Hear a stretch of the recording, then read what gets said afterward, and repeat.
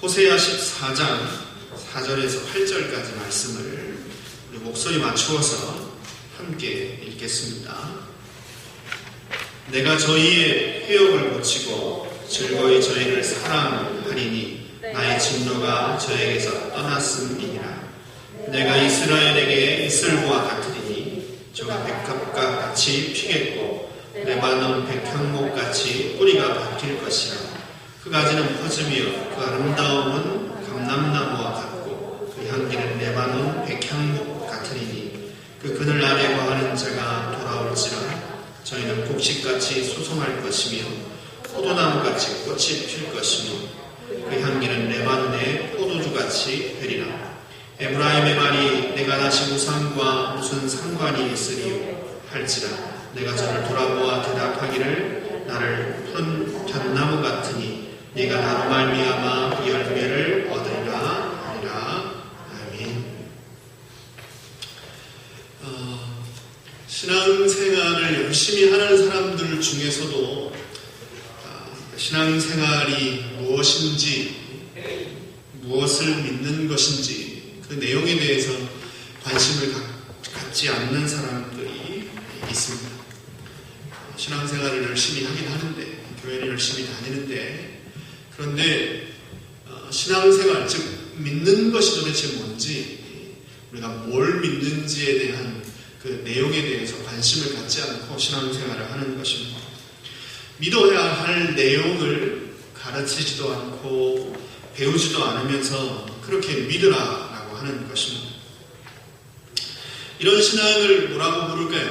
이런 신앙을 맹신이라고 합니다. 맹신. 따지지도 않고 믿는다라는 것입니다. 그런지 바른지 맞는지 틀린지 따지지도 않고 그냥 무조건 믿는 것, 그걸 맹신이라고 부릅니다. 이런 신앙은 바른 신앙일 수 없습니다.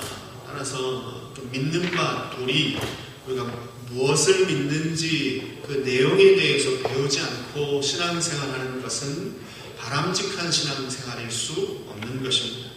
사운딩이 조금 나서요. 죄송합니다. 어떤 부류의 사람들은 지식을 쌓는 데는 관심이 많은데 반대로 행하는 데에는 관심이 없는 사람들이 있습니다. 성경의 지식들을 많이 쌓는 것에는 관심이 많지만 그 배운 바를 삶에 적용하고 실천하는 것에는 관심을 갖지 않는 것입니다. 여러 유명한 성경 프로그램, 훈련 프로그램에 참여해서 아주 수준 높은 단계에 이르기까지 훈련을 잘 받고 수료를 합니다. 그렇지만 생활은, 그 삶을 돌아보면 비신자들과 별반 다르지 않는 삶을 여전히 살고 있는 그런 사람들을 종종 만나게 됩니다. 이런 것은 언행 불일치 혹은 신행 불일치입니다. 말과 행동이 다르고 믿는 것과 행하는 것이 다른 것입니다. 이런 신앙생활의 태도 역시 바람직한 신앙생활일 수 없습니다. 무엇을 믿는 것인지 그 내용을 알지 못하고 맹신하는 것도 바른 신앙생활이 아니고, 배우긴 배우지만, 열심히 그 내용을 배우지만 삶에 적용하고 실천하지 않는 것도 바른 신앙생활이 아닌 것입니다. 성경은 절대로 이런 신앙생활을 지지하지도 용인하지도 않습니다. 성경은 첫째는 무엇을 믿어야 하는지 가르치는 책입니다.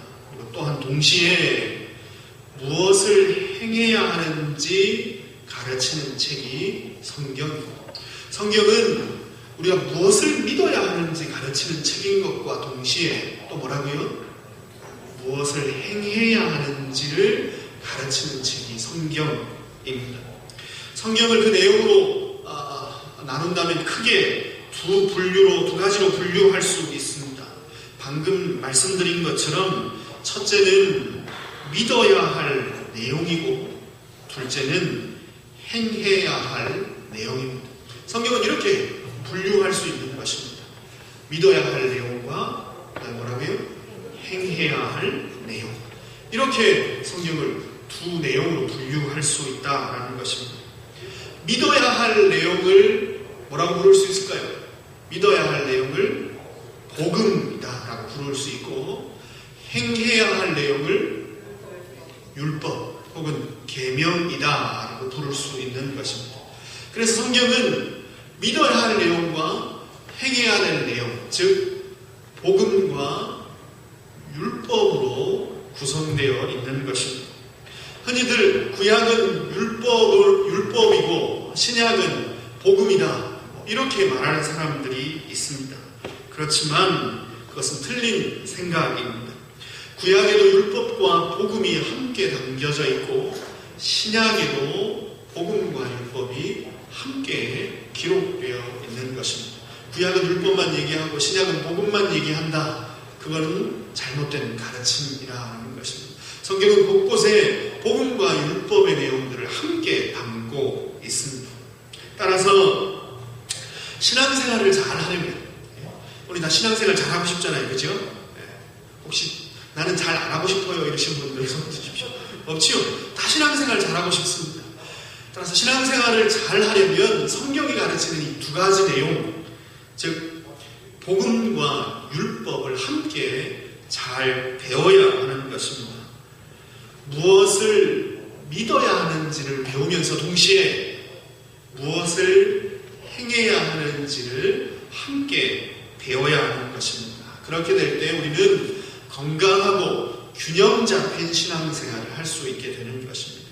뭘 믿어야 하는지도 잘 배워야 되고, 그리고 믿고 나서 무엇을 행해야 하는지도 잘 배워야, 그래야 균형 잡힌 신앙생활을 할 수 있게 되는 것입니다. 즉 복음과 율법을 함께 같이 배워야 한다는 말씀입니다. 믿는 것은 행하는 것의 뿌리고, 행하는 것은 믿는 것의 열매입니다. 믿는 것은 행하는 것의 뿌리입니다. 그리고 행하는 것은 믿는 것의 열매입니다. 그래서 믿는 것을 소홀히 하면 신앙의 뿌리가 약해질 수밖에 없는 것입니다. 그리고 반대로 행하는 것을 소홀히 하면 어떻게 될까요? 열매 없는 신앙생활을 할 수밖에 없는 것입니다. 믿는 것을 소홀히 하고 그냥 열심히 행하려는 것만, 선을 행하고 열심히 봉사하고 이런 것만 하려고 하다 보면 뿌리가 약해져서 흔들릴 수밖에 없는 것입니다. 이게 잘 믿어야 합니다. 또한 행하는 것에도 관심을 가져야 합니다. 행하는 것에 관심 갖지 못하면 믿기는 잘 믿는데 삶의 변화들, 열매들이 전혀 나타나지 않게 되는 것입니다. 복음과 율법은 이처럼 아주 중요한 상관관계를, 밀접한 상관관계를 가지고 있습니다. 균형을 잃고 건강하지 못한 신앙생활을 하는 이유 중에 대부분의 이유들은 바로 이 복음과 율법 중 한 곳에로 치우쳤거나 혹은 복음과 율법을 단절시켰기 때문입니다. 우리가 건강하고 균형 있는 신앙생활을 잘 못하는 이유, 그거는 이 복음과 율법, 즉 무엇을 믿어야 하는지 무엇을 행해야 하는지 이걸 균형을 잘 맞춰야 하는데, 그런데 한쪽으로 치우쳤든지 아니면 이 둘이 밀접한 상관관계가 있다는 사실을 놓쳐버리고 둘 사이를 단절시켜서 신앙생활하기 때문이다 라는 것입니다. 벌써 몇 차례 말씀드린 것처럼 종교개혁을 했던 루터는 복음과 율법을 잘 분별하는 신학자가 참 신학자다, 이렇게 말했습니다. 참 신자도 마찬가지입니다. 복음과 율법을 잘 분별할 수 있어야 합니다. 복음과 율법을 동시에 잘 알고 치우침 없이 둘 다 잘 배워야 합니다. 또한 복음과 율법의 상관관계를 잘 이해해야, 그래야 참신자답게 균형 있는 신앙생활을 할 수 있게 되는 것입니다. 오늘 설교 제목 보셨지요? 뭐지요? 설교 제목? 복음과 율법. 오늘은 복음과 율법에 대해서, 복음과 율법의 관계에 대해서 배우는 것입니다. 남편과 아내와의 관계에 있어서 서로 사랑하는 이 상관관계 관계는 자연스럽게 깊어지기 마련입니다. 서로의 사랑이 상호작용하는 것입니다. 남편이 아내를 사랑하고 아내가 남편을 사랑함으로 인해서 서로 이 밀접한 상관관계 가운데 서로의 사랑이 깊어지게 마련입니다. 남편이 아내를 배려하고 아끼고 사랑하면 그러면 자연스럽게 아내도 어떻게 할까요? 남편이 아내를 사랑하고 아끼면 아내도 남편을 배려하고 아끼고 사랑하게 되어집니다. 자연스러운 반응입니다. 또 아내가 이렇게 남편으로부터 사랑을 받아서 남편을 사랑하게 되면 그 아내의 사랑은 남편의 사랑을 더욱더 진하게 만들 수밖에 없는 것입니다. 남편이 아내를 사랑하면 아내도 남편을 사랑하고 그 사랑이 또 남편의 사랑을 더욱더 진하게 만들어서 더 진한 사랑으로 아내를 사랑하고 그렇게 선한 순환이 이루어지게 되는 것입니다. 복음과 율법의 관계도 마찬가지입니다. 복음과 율법의 관계도 마찬가지입니다. 복음이 율법을 강화하고 율법은 복음을 강화하는 것입니다. 복음이 하나님께서 나를 어떻게 사랑하시는가라는 내용이라면 율법은 내가 어떻게 하나님을 사랑해야 하는가의 내용입니다. 복음이 하나님께서 나를 어떻게 사랑하셨는지에 대한 내용이라면 율법이라는 것은 나는 어떻게 하나님을 사랑해야 하는가라는 것입니다. 즉 복음과 율법은 하나님과 우리 사이의 사랑의 상관관계와 같습니다. 남편과 아내의 상관관계와 같다라는 말씀입니다. 따라서 하나님께서 나를 어떻게 사랑하시는지를 알게 되면, 즉 복음을 잘 알게 되면 자연스럽게 나도 하나님을 사랑하게 되는 것입니다. 하나님이 나를 어떻게 사랑하셨는지 그 복음을 잘 알게 되면 어떻게 되겠습니까? 나도 사랑을 받았으니까 하나님을 자연스럽게 사랑하게 되는 것입니다. 즉 율법이 강화된다라는 것입니다. 내가 하나님을 사랑하면 할수록 나를 향한 하나님의 사랑 또한 더 깊이 깨닫게 되어집니다. 하나님 나를 사랑하신다라는 사실을 알면 나도 하나님을 사랑합니다. 복음을 알면 율법으로 하나님 말씀에 순종하게 되어지고 하나님 말씀에 순종하면 할수록 하나님 사랑을 더 깊이 알게 된다라는 것입니다. 즉 우리는 율법을 통해 복음을 더 강하게 붙들게 되고 복음을 통해서 율법을 더 사랑하게 되는 것입니다. 율법을 배울수록 복음을 더 강하게 붙들게 되고 그리고 복음을 통해서 율법을 사랑하는 마음을 얻게 된다는 것입니다. 이렇게 복음과 율법은 아주 자연스러운 관계 가운데 상관관계를 두고 있습니다. 복음과 율법은 따로 떨어져 있지 않다라는 것입니다. 이걸 다른 말로 좀 표현해 보겠습니다. 복음과 율법. 그러면 이 복음과 율법 사이의 관계를 좀 더 쉽게 이해할 수 있을 것 같습니다. 복음과 율법은 이렇게 표현할 수 있습니다. 복음은 하나님이 나를 어떻게 사랑하시느냐의 내용입니다. 그럼 율법은 어떤 내용일까요? 나는 어떻게 하나님을 사랑해야 하는지에 대한 내용이 율법입니다. 복음이 하나님이 나를 어떻게 사랑하셨는지에 대한 내용이라면 율법은 나는 어떻게 하나님을 사랑해야 하는지에 대한 내용입니다.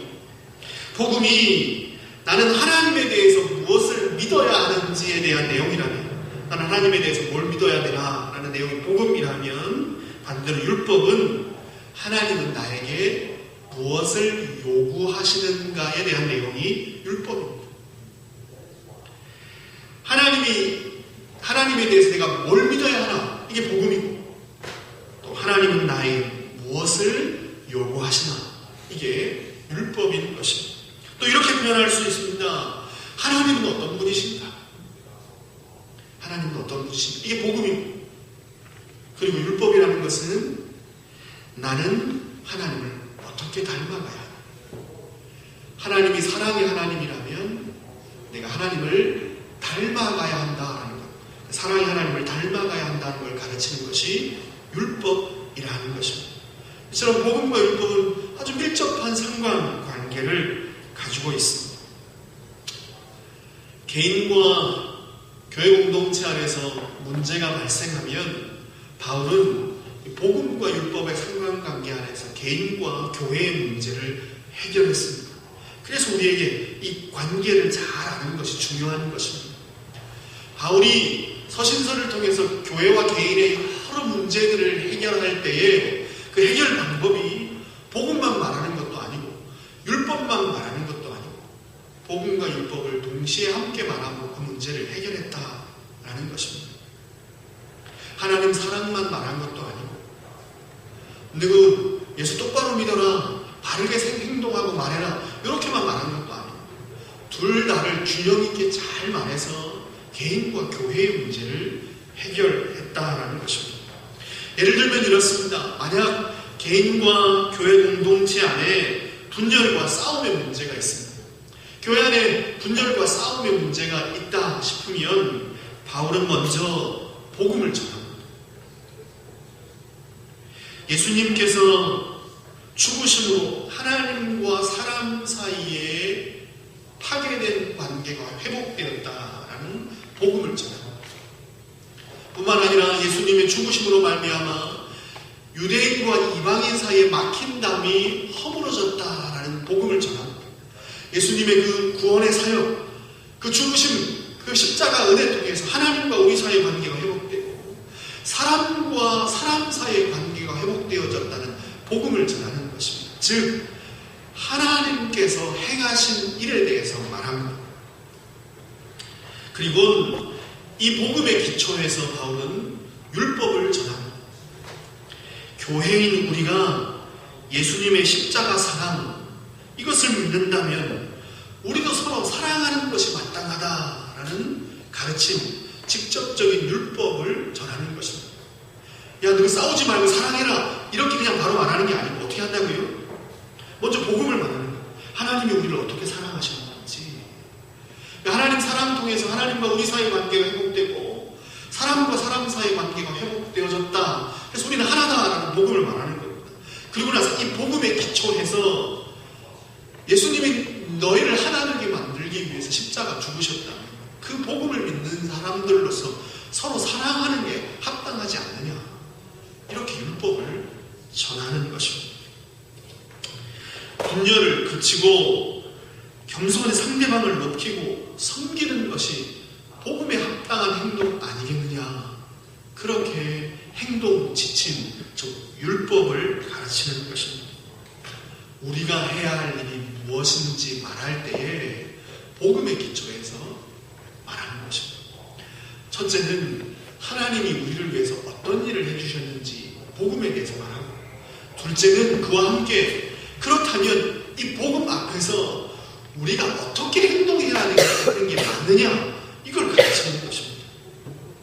복음과 율법을 함께 말하되 그 사이의 관계를 명확하게 알려줌으로 교회 안에 있는 문제와 개인의 문제를 해결했던 것이 바울의 가르침이라는 것입니다. 이해하시겠습니까? 하나님이 우리를 위해서 어떤 일을 해주셨는지 복음을 말하고, 그리고 그 복음 기초에서 그렇다면 우리는 어떻게 해가는 것이 과연 맞겠느냐, 우리의 행동에 대해서, 율법에 대해서 가르치는 것입니다.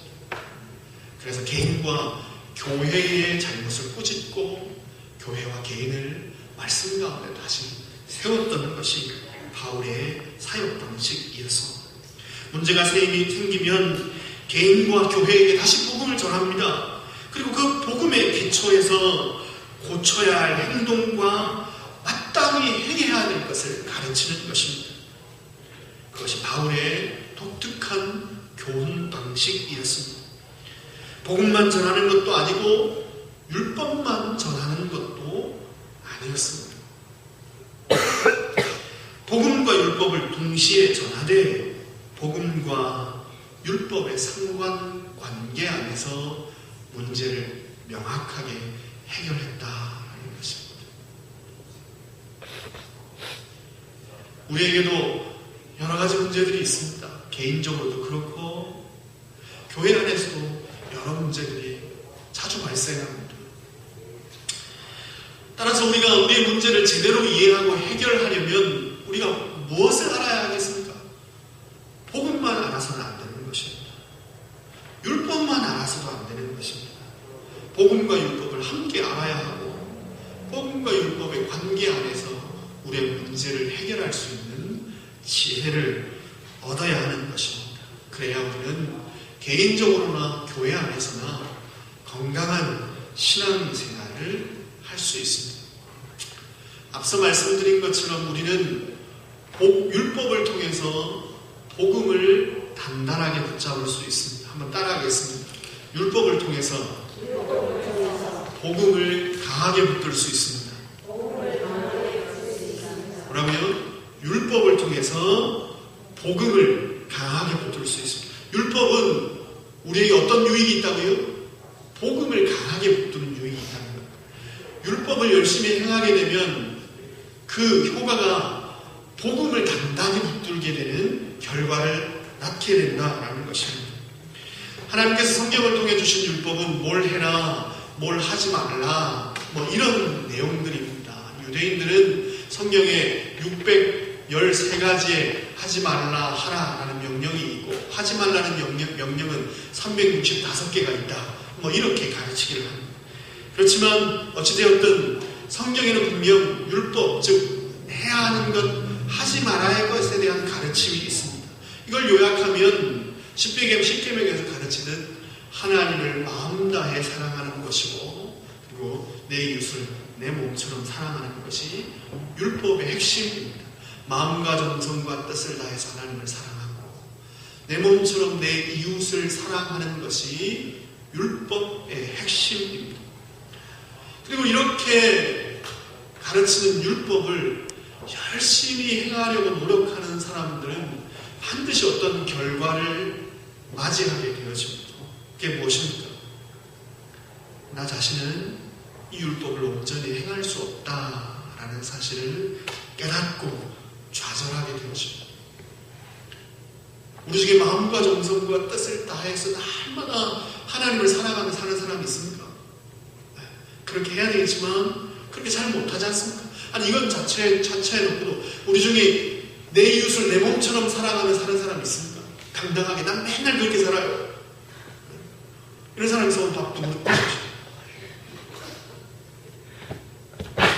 율법을 열심히 행하려고 노력하면 노력할수록 우리는 이 율법을 온전히 행할 수 없는 자신을 발견하고 스스로에 대해서 좌절하고 절망하게 되어집니다. 율법이 주는 형벌은 단호합니다. 순종하는 사람에게는 생명이지만 그 율법을 어기는 자에게는 무엇입니까? 사망, 죽음이 율법의 형벌입니다. 따라서 율법을 행하려고 노력하는 사람은 반드시 스스로 자신에게 절망하고 그리고 자신에게 내려진 사형 선고를 들을 수밖에 없습니다. 나는 하나님을 마음 다해 사랑하고 내 이웃을 내 몸처럼 사랑하지 못했구나 깨닫고 그 율법을 어긴 자에게 내려진 형벌이 사망이요 죽음이라는 사실을 알고 스스로에 대한 사형 선고를 듣게 되는 것입니다. 율법은 이처럼 사람이 자신에게 절망하고 그리고 사람에게는 도저히 의로움이 없다라는 것을 깨닫게 만듭니다. 하나님 앞에서 내가 의롭지 않다라는 것을 깨닫게 만드는 것이 율법의 역할입니다. 그리고 이것을 통해 시선을 자신이 아닌 하나님께로 비로소 돌릴 수 있게 되죠. 율법은 내 스스로가 내 의를 쌓을 수 없는 존재이구나. 내가 열심히 암만 노력해도 하나님 율법에 온전히 순종할 수 없구나라는 사실을 깨닫게 만들어서 이제는 자신의 노력을 바라보지 않고 누굴 바라보게 만든다고요? 하나님. 내가 행한 것 말고 하나님이 행하신 것을 바라보게 만드는 것입니다. 즉 율법은 우리의 시선을 자연스럽게 뭘 바라보게 만듭니까? 내가 행한 것 말고 하나님이 행하신 것. 그럼 그게 뭐라고요? 내가 행한 건 율법, 하나님이 행하신 건 뭐라고요? 복음을 바라보게 만드는 것이에요. 내가 열심히 행하려고 하다 보니까 나는 안 되는 거예요. 나는 율법을 온전히 지킬 수 없는 거예요. 그러니까 누구를 바라볼 수밖에 없습니까? 하나님이 나를 위해서 행해 주신 일, 그 복음을 바라볼 수밖에 없습니다. 따라서 율법은 결국 복음을 바라보게 만드는 것입니다. 율법은 예수님께서 행하신 일, 즉 복음에 집중하게 만듭니다. 자신의 모든 노력을 버리고 오직 예수님께서 자기를 위해서 해주신 일에만 집중하고 그것만 의지하게 만듭니다. 이 땅에 오셔서 온전히 율법에 순종하신 예수님을 바라보게 만드는 것입니다. 내가 율법을 순종해서 하나님을 기쁘시게 하고 하나님 마음에 들게 만들렸는데 나는 그렇게 할 수 없는 존재구나라는 걸 깨닫고 하나님을 바라보고 하나님이 하신 일을 바라볼 때에 예수님이 온전히 율법에 순종하셨다라는 것을 알게 되는 것입니다. 순종하시되 십자가에서 죽기까지 죽음으로 순종하신 예수님을 바라보게 되는 것입니다.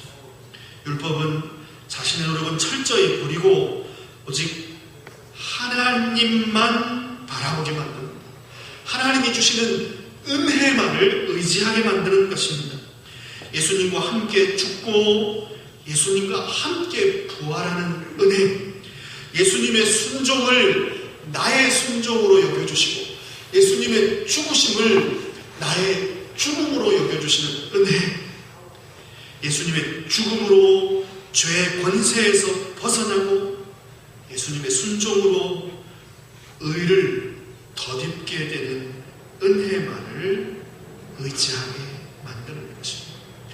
내가 순종해서 의를 얻고 내가 율법을 지켜서 영생을 얻으려는 모든 노력을 내려놓고 예수님의 순종이 내 순종이 돼서 예수님의 의가 내 의가 되는 것이고 예수님의 죽음으로 죄의 권세에서 벗어나서 내가 대신 죽은 것처럼 여겨주셔서 내 죄가 속함받았다라는 사실을 깨닫게 되는 것입니다. 율법은 이처럼 자연스럽게 복음에게로 우리를 인도하고 복음을 더 강하게 믿고 의지하게 만드는 것입니다. 우리 율법에 순종하여 열심히 살려고 노력해야 합니다. 하지 말라는 게 아닙니다. 그러나 그렇게 하면 할수록 우리는 스스로에 대해서 절망하며 뭘 더 바라보게 만든다고요? 예수님을 더 바라보게 만드는 것입니다. 야, 내가 율법에 순종해서 구원받는 건 아니야. 예수님 순종으로 구원받는 거구나. 그렇게 십자가를 더 의지하게 되는 것입니다. 또한 반대로 우리는 복음을 통해서 율법을 사랑하게 됩니다. 한 번 더 따라하겠습니다. 복음을 통해서 율법을 사랑하게 됩니다. 복음을 통해서 율법을 사랑하게 됩니다. 사실 오늘 여러분과 함께 나누는 내용은 조금 어려운 내용입니다. 신앙생들이 들을 만한 그런 내용입니다. 그렇죠. 우리가 수준이 있으니까, 그죠? 우리 교회가 원래 수준이 높잖아요. 그러니까 함께 충분히 이해할 수 있으리라 여겨집니다. 율법은 복음을 강하게 붙들게 만들고 반대로 복음은 율법을 더욱더 사랑하게 만들어줍니다. 우리는 성경에 기록된 복음, 즉 하나님께서 행하신 일들을 듣게 됩니다. 예수님의 순종, 고난과 죽음에 대해서 복음을 통해서 배웁니다. 예수님께서 행하신 일을 보고 하나님께서 우리를 얼마나 사랑하셨는지를 깨닫게 됩니다. 하나님이 나를 얼마나 사랑하셨는지 그 내용이 바로 복음입니다. 성경을 통해서 그 복음을 알게 되는 것입니다. 복음은 하나님께서 나를 위해서 행해 주신 일입니다. 복음을 통해 하나님께서 나를 구원하시기 위해서 당신의 아들을 고난과 죽음과 저주 가운데 던져 넣으셨다라는 사실을 깨닫게 됩니다. 먼지보다 못한 그런 나를 당신의 아들과 맞바꾸셨다라는 사실을 복음을 통해서 알게 됩니다. 하나님이 행하신 일, 즉 그 복음을 통해서 하나님이 어떻게 얼마나 많이 나를 사랑하셨는지를 알게 되는 것입니다. 하나님께서 나를 사랑하셔서 이 모든 일을 행하셨다라는 사실을 알게 되면 우리 마음에는 자연스럽게 어떤 반응이 일어날까요? 생전 모르는 남자가 자꾸 사랑한다고 밥 사주고 막 그렇게 영화도 보여주고 막 이렇게 선물도 주고 막 이렇게 하다 보면 긴가민가 하다가 어떻게 됩니까? 진짜 날 사랑하는가 보다 싶어서 나도 그 사람을 사랑하게 됩니다. 그래서 다 결혼하셨잖아요. 결혼하고 났는데 속았다 싶은 생각이 들긴 하지만 원래 그렇게 했잖아요. 하나님이 나를 사랑하셨다는 소식을 자꾸 듣게 되면 우리 마음 가운데 자연스럽게 어떤 반응이 일어납니까? 나도 하나님을 사랑하는 마음이 일어나게 되는 것입니다. 자연스럽게 하나님이 좋아하시는 것, 하나님이 싫어하시는 것에 대해서 관심 갖게 되는 것입니다. 그분을 사랑하게 되니까 그분이 뭘 좋아하실까? 그분이 뭘 싫어하실까? 즉 그분이 나에게 요구하시는 것, 율법에 대해서 관심을 갖게 되는 것입니다. 복음이 우리를 하나님의 율법에 마음을 쏟고 그 율법을 사랑하게 만드는 것입니다. 하나님께 사랑을 받았으니 나도 하나님을 사랑해서 하나님께 순종하려는 마음이 우리 안에 자연스럽게 일어나는 것입니다. 하나님의 율법을 자연스럽게 사랑하게 되는 것입니다. 이처럼 복음은 우리가 율법을 사랑하도록 만들어줍니다. 율법이 복음을 더 강하게 붙들게 만들듯이 복음은 우리로 하여금 하나님의 율법, 그분이 뭘 좋아하고 싫어하시는 것인지에 대해서 관심 갖고 그것에 대해서 순종하고자 하는 마음을, 율법을 사랑하는 마음을 우리에게 일으키는 것입니다. 율법과 복음과 율법 사이에는 이렇게 밀접한 상관관계가 있습니다. 율법은 복음을 더 강하게 붙들게 만들고 복음은 율법을 더 사랑하게 만듭니다. 이런 복음과 율법의 상호작용을 잘 알아야 우리는 균형 있고 건강한 신앙생활을 할 수 있게 되는 것입니다. 복음과 율법은 뗄 수 없는 관계입니다. 복음은 율법의 뿌리이고 율법은 복음의 열매다. 그렇게 말씀드렸습니다. 오늘 본문은 이스라엘 백성들이 하나님의 율법에 순종해서 우상을 버릴 것이다 기록하고 있습니다. 호세아 마지막 장입니다. 이제 한 5분 정도만 살펴보고 설교를 마무리하려고 합니다. 이제 본문을 시작하니까 이제 시작하면 언제 끝나나 걱정하실까봐 말씀드리는 겁니다. 호세아서 마지막에 하나님께서 이스라엘 백성을 향하여서 말씀하시기를 이스라엘 백성들이 율법에 순종하고 우상을 버릴 것이다. 그렇게 기록하고 있습니다. 이스라엘 백성들을 각종 나무에 비유하며 꽃이 피고 향기가 나며 열매를 맺게 될 것이다. 그렇게 기록하고 있습니다. 오늘 본문 5절에서 8절까지 말씀을 제가 다시 읽어드리겠습니다. 내가 이스라엘에게 이슬과 같으리니 저가 백합화 같이 피겠고 레바논 백향목같이 뿌리가 박힐 것이라. 그 가지는 퍼지며 그 아름다움은 감람나무와 같고 그 향기는 레바논 백향목 같으리니 그 그늘 아래 거하는 자가 돌아올지라. 저희는 곡식같이 소송할 것이요 포도나무같이 꽃이 필 것이며 그 향기는 레바논의 포도주같이 되리라. 에브라임의 말이 내가 다시 우상과 무슨 상관이 있으리요 할지라. 내가 저를 돌아보아 대답하기를 나는 푸른 잣나무 같으니 내가 나로 말미암아 열매를 얻으리라. 뭘 얻으리라? 열매를 얻으리라. 이스라엘 백성은 음란한 고멜과 같은 그런 처지에 있었습니다. 그들은 하나님을 떠나서 우상을 섬기며 음란하게 우상을 섬겼습니다. 율법을 버리고 불순종하며 그렇게 하나님 떠난 백성들을 하나님께서 회복시키겠다 약속하고 계십니다. 전혀 아무런 열매가 없던 이스라엘 백성들의 열매가 풍성하게 만들겠다 약속하십니다. 하나님을 사랑하고 하나님께 순종해서 열매 맺는 백성이 되게 만들겠다, 그렇게 하나님께서 말씀하고 계신 것입니다. 이스라엘 백성들이 지금은 우상을 섬기고 열매 없는 무화과처럼 그렇게 아무런 결실이 없지만, 내가 그들이 날 사랑하게 만들고 우상을 버리고 내 말에 순종해서 풍성한 열매가 맺히는 나무로 만들겠다, 그렇게 약속하고 계십니다. 그런데 이 약속에는 전제가 있습니다. 전제. 복음이라는 전제가 있는 것입니다. 하나님께서 먼저 이스라엘 백성을 사랑하시겠다라는 복음입니다. 하나님께서 일방적으로 이스라엘의 백성들의 죄를 용서해 주시고 저주를 거두고 그들을 회복시키겠다라는 복음이 먼저 전제로 주어지고 있다는 것입니다.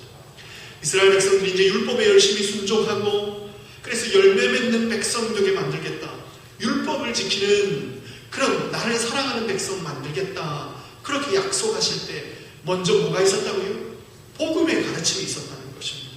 복음이 먼저 선포됩니다. 이스라엘 백성들의 죄를 용서하고 저주를 거두고 그들을 회복시키겠다는 약속이 주어짐으로 인해서 율법 지키는 열매 맺는 백성에 대한 약속이 주어지고 있는 것입니다.